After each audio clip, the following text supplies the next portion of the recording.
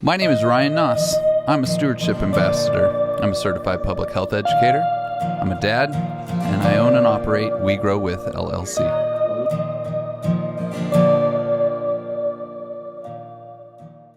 If we were looking at the prairies, right, the plains, prior to any of these modern inputs, we would see it in the meat. Because it's a healthy, established, regenerating ecosystem, you know? And so if we can have it when it's the healthy of the healthy, then it's an indicator that we're headed that direction, which is what regenerative is all about. We're headed in that direction on an ecosystem level when we see these markers in the meat, right? So like even a healthy system validates and verifies us working with an unhealthy system. And this is where some people's memory is short. Mine is not. I have test tubes filled with all the stuff from his ranch, including the alfalfa seed that has fungicide all over it. So now, no matter what he thinks, we're now dealing with a system that is going through an assault designed, and this is where it's people, dude, so often people will be like, oh, it's an insecticide. Yeah, but what kind? Or, oh, it's an herbicide. Yeah, but what kind? And a fungicide, same thing. Yeah, but what kind? And the reason is because this kind screws with amino acids. Yeah, because it's killing the creatures that work with amino acids. Yeah. And the same thing, if I just put something out there, right, that screws with amino acids and its ability to be metabolized and function, and then I put a fish hydrolysate out, would I expect to see the same results because I've now inhibited the processing of amino acids? Right. The hydrolysate can't function. Like you've literally told it not to. Yeah. So this is where it's like, okay, so let's just go back in our memories. How about we stop putting fungicide out into the system when we're trying to grow the benefiting fungi? We call them beneficial, but they're the ones that benefit us, right?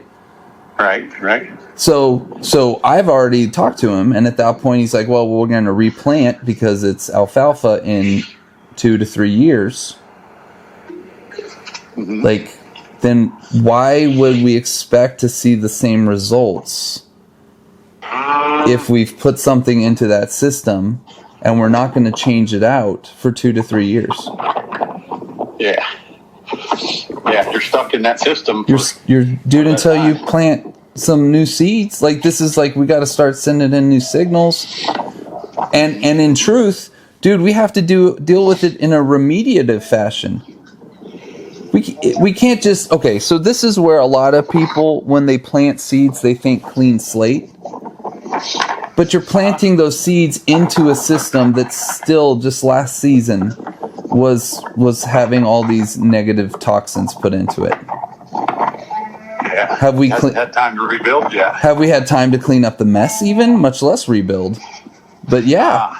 I mean, planting the seeds is a process of rebuilding, but I mean, okay, cool. So if I have all this, say, bleach all over the floor or the ground, and then I put seeds in it and it doesn't grow, until I clean up that mess, why would I expect things to grow? So, and the first step is stop putting the things that cause the mess out there. Yeah. Stop poisoning your ground. Yeah. So, and I think this is why it throws off some of his data when he's looking at his range cattle versus his irrigated land cattle. Because when Stefan was talking about the amino acid profiles, he's not just talking about what we see on the outside as marbling or a fat rind. You know what I mean? Like he's talking about the omega-3/6 ratios and all these other things. Those are aspects of a healthy ecosystem. Right. So if his longhorns are out on range, that's a healthy ecosystem. See what I mean? Mm-hmm. Then potentially, even though they don't look like, big old fatty cows, they might have the fatty acids that Stefan's actually looking at. Right. Yeah. He's not getting everything in the meat because it's not all in the soil. Right. And this is also where we can spray this back out over rangeland. Yep. It's foliar applied. It can be drone sprayed, airplane, whatever. It can go out in the animals, At some point in time, the animals go through a chute. We can send it in a bolus. I'm working with a company right now. I'm going to start adding it to lick tubs. Yeah, that lick tub thing sounds really exciting. Yeah, I'd like to. We don't use lick tubs, but I think you could help them formulate one that's proper. Yeah, and I would like you to speak to him. Because this is the connection, and the same thing on the reverse side, right? We talk about the connections. Mm-hmm. There's no reason why proven protein can't have an American Wagyu beef stick too. Yeah. Yeah. Like, cool. That would be cool. It's a supplier. Cool. Yeah. And now that we have the metrics that we can specifically look for as well, that's part of the proven. Yeah. Start to line it up and correlate. Yeah. And that's why the correlation is putting these creatures that make this material back out into the system only contributes to that material being in the system. And those amino acids or secondary metabolites are direct correlation, like cause effect. This is where it comes from. And it's not just one species. You see what I mean? This is where, some people are going to look at it and go, no, we need a product. Yeah, well, you need a product that has the diversity. You need a product that encompasses this whole biological, trophic level. Yeah.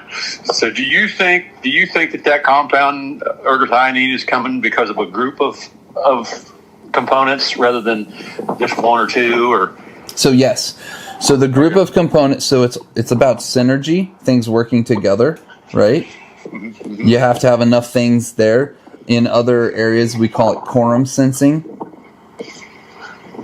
right? Because there's some bacteria that can make it as well. Well, but bacteria also need this fungal communities. You see what I mean? So it's like they're tied together, literally tied together, and so this is where all the soil health principles come in. Yep, we need those to make sure everything stays alive. Mm-hmm. But these are the lives, that we need out there living. So yeah. You mentioned the other day too. We chatted about this, that there was an access to air and yeah. Okay, so capillary function is what Jim Martindale with the Curse Busters all about, right? Mm-hmm. You have to have access. When we have capillary action, it's actually blood flow. We think of that, but it's also part of respiration. It's the thinnest possible interface.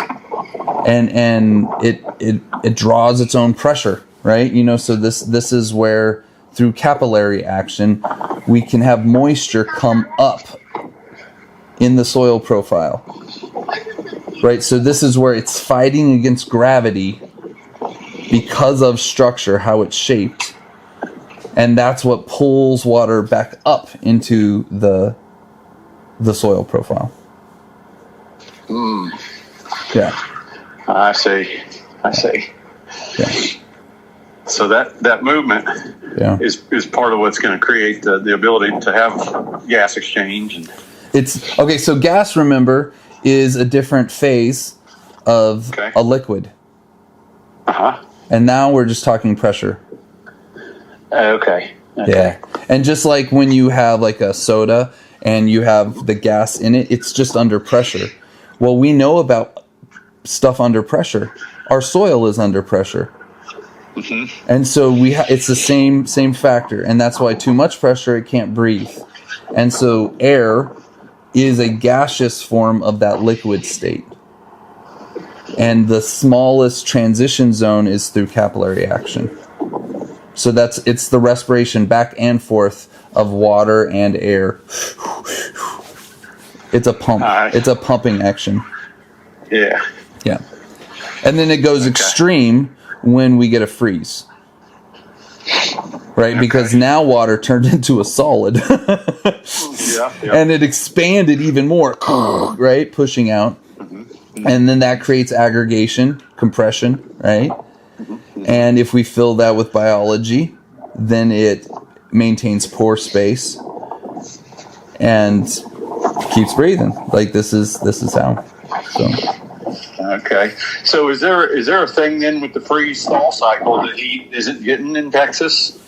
No. That we get regularly? Yeah. That at all? Yeah. No, he's not getting that pumping action.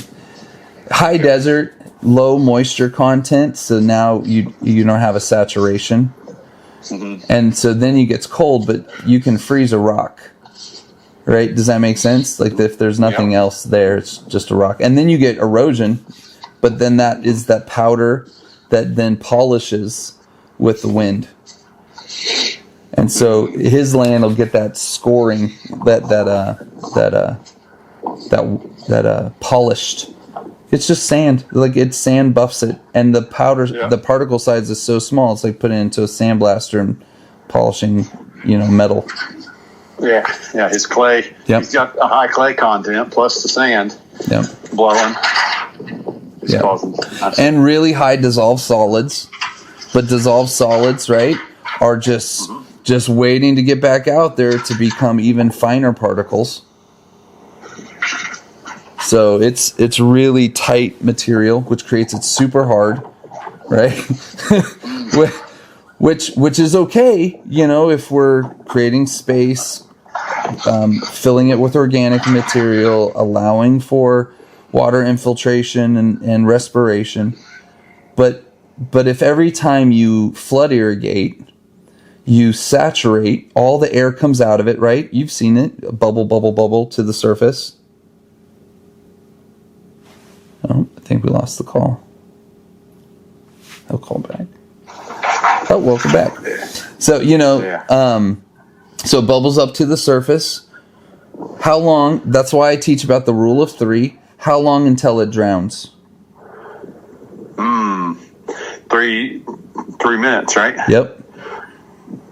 So we're literally in a situation where it might take a whole year before it can breathe again due to a seasonal cycle. Unless we have some means of creating access. Or it can't breathe. It drowned. And the drowning is so remember we have water pH, or the pH, and then we have the land, so the mineral. And then when you have your clay particles, they lift when it's saturated. And then they dry out and sink. They sink flat. And then it becomes impenetrable. So this is that process of how that mineral can be suspended and then collapse. And that's why we need structure. That's why all the fungal hyphae are so important to get into that interpore space. That's why, the biology itself makes glues to hold it together. I'm pretty sure you're closing the fence right now. I'm not sure you're still on the phone. Yeah, I'm here. Okay. I'm here. I was rolling a bell ring, and it sounded like a scrapyard. Yeah, no, it's all right. I'm just making sure. The reception. Grateful for technology when it's working. So, but with superfine particles, right? And then he flood irrigates. Now he's created, even like legit, you can take and just dig a hole and find many, many different compaction layers. It's not just one, right? And so this is where, okay, cool, you dealt with one, but what about the next one? What about then how do we never have to deal with them again? Well, we got to have a living root. Got to have the fungi. Got to have, the biology to glue it together. It's like, so yeah. He still has stuff that should have been out on a field 2 years ago, still sitting in a barn. Yeah. That's a different issue. Yeah. I gotta, and I kind of wish he was on here with us, but to his benefit, though, when we talk about root exudates and this, so he's photosynthesizing basically 365 days a year. Yes. On most of that area. Oh yeah, no, he has a photo period that he could be doing it the whole time. Yeah. So I'm wondering, is it a warm season, cool season thing that he needs to mix in so it's not just alfalfa? And obviously he's trying to integrate multi-species into that deal, but what's the missing piece there? Well, we still are in a remediative phase, right? Mm-hmm. So there, some of the missing pieces, we haven't actually been allowed to use all the pieces yet, right? Mm-hmm. Some of it is the transevaporation is brutal. Like so it literally will suck you dry. Like it's a desert. Some of that is maybe some structural changes where we can work with the prevailing winds. Some of that is, maybe some permaculture design depending on the acreage. But then we're also dealing with infrastructure and pivots, acres, and under pivot. Those are limited. I think, okay, so if we go back to similarities but differences between your land, you have wooded regions that are little oases for your ecology and biology. Especially around his pivots, it's just flat and polished dirt, So because of that, he's missing ecological niches. We have done some of the things with the wiggle wattles to create microhabitats, which is actually creating culture that we're then putting into the windrows and the biome bins that he's also creating for extraction. So, before we can get trees, we have to be able to, nurture what trees need to grow in. And since they cut down all the trees, we're doing that with this other technology. And then another thing that definitely is part of it is the integration of the biology through the animals and livestock. And so this is where some of the material that needs to be utilized. And so we have the manure pack, the poultry litter, we have the vermicompost, the bioreactor and compost material from on site. But if it's not being applied within either an ecological window to do the most benefit or in a mechanical window to be able to have the most resources pulled from it, like something in furrow, right? Then it's just going to get thrown out onto, super hard packed dirt with massive photo period and wind like this is where dude, it's pretty brutal, right? Yeah. But it's the same thing. I when I'm out there at nighttime. So's the rest of nature, because it's so hot in the daytime. Yeah, it's not going to function until nighttime. Exactly. But you can. So this is where those little nuances are what he's also not doing, because no one is out there at 2:00 in the morning when the barometric pressure shifts and the respiration is allowed to breathe because it's the desert, and that's the exact time where the spray is perfect. They do it at 10:00 in the morning, and then the photo period cooks it all day. The UV, is dude, UV. It uses it to sterilize. Yeah, so it does. He's got a great labor force. I think he doesn't know how to nurture them in the same ways, you know, to make it fun and easy. There's quite a few things. I've tried, like, even, I think this is where people get distracted too. Like, Steve Cantwell in Pahrump, right? He runs that place with like 4 people. Right. Yep. It's a 2-acre mass production, feed your community, retail operation, all the stuff. Okay. That's what Jeff needs just to take care of his people. He does. You see what I mean? But now they got fresh salsa. Out there to see it. I wonder how you get him out there to see that, because that's a pretty unique thing out there. It is, and I've been trying to get Green Cover to do their Nexus in Vegas so that we can go out there as a field day. Like, you could have all 300 people under that long table, you know, have a wonderful lunch on site. Yeah. I think people are sometimes just tired of hearing me tell them how they could do it really cool and better. Different. Yeah, different. But I'm also trying to help it grow. There's a whole point to this, that if we're going to do the same thing for the next 20 years, we're also not going to fix this problem. And right. And frankly, I'm going to go to the Omaha Nexus. But if there's not like real life tangibles, like a whiteboard in the back where people are going, yep, I'll take care of this, you take care of this, you know, then it's just people doing the same PowerPoint presentations over and over again. I have no interest in that. Like, I'm trying to actually make sure that we are healthy. You're right. Yeah. Kind of a different focus sometimes.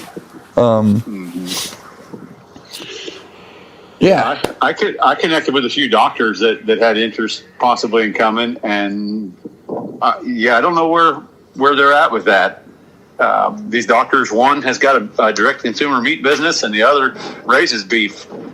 He's got a small farm on the East Coast that he's doing some nutrient density testing and talking about it on his YouTube channel. So I think folks are waking up to it, and the doctors continue to come out of the woodwork interested in what we're doing. What if Stefan showed up in Nebraska? Yeah, that needs to happen too. Yeah, dude, for reals. And you can stand there as he tells everybody about it, and see, this is that also what I've been trying to do, is that the reinforcing component. Because then when Green Cover says you can get the seed coat on all of your seeds, that only goes to help. Like, it helps, tie it all together. Yep. Yeah. So that one, that's a transition though, right? If we're still got to get it done. Like, how many meat sticks have you handed out at the Nexuses to try to get the traction needed to make it happen? So. Yeah. It's little by little. Yeah. One foot in front of the other. So it's coming though. It's coming. Good. I have a school for you out here, or a district, if you need one for your grant study. Okay. I've got a gentleman that I've tied the regenerative almond people out here with, and he owns a candy store, but he's trying to make it healthy, right? So even though it's almond brittle or whatever, these have regenerative almonds in it. so he's doing like a healthy snack thing at schools, and tied in with a nutritionist here, and they would love to tie it in and offer both a sweet and a savory component. Right? This is where the meat sticks come in. So if you're needing a school, I think we could do that. Okay, yeah. What we found about that grant was we're going to have to probably put it off till next year. There's a pre-application that it's buried in 40 pages of grant. It's so brutal. Okay, well, good thing we're applying ourselves to pre-apply for our application. Yeah. Ryan, I'm going to have to jump off here. All All right, no problem. Give me a call back if you have any other questions about the stuff. Okay. For Jeff. All right. Yep. Sounds good. Talk to you later. Bye. Yep. Bye.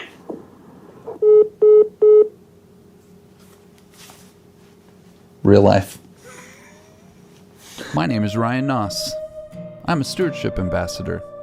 I'm a certified public health educator. I'm a dad, and I own and operate We Grow With LLC. We Grow With helps people to differentiate between fertilizer and fertility. We use products and services. We equip people with the observation tools they need, as well as the products that make their jobs easier, allowing them to turn dead dirt into living land at any scale.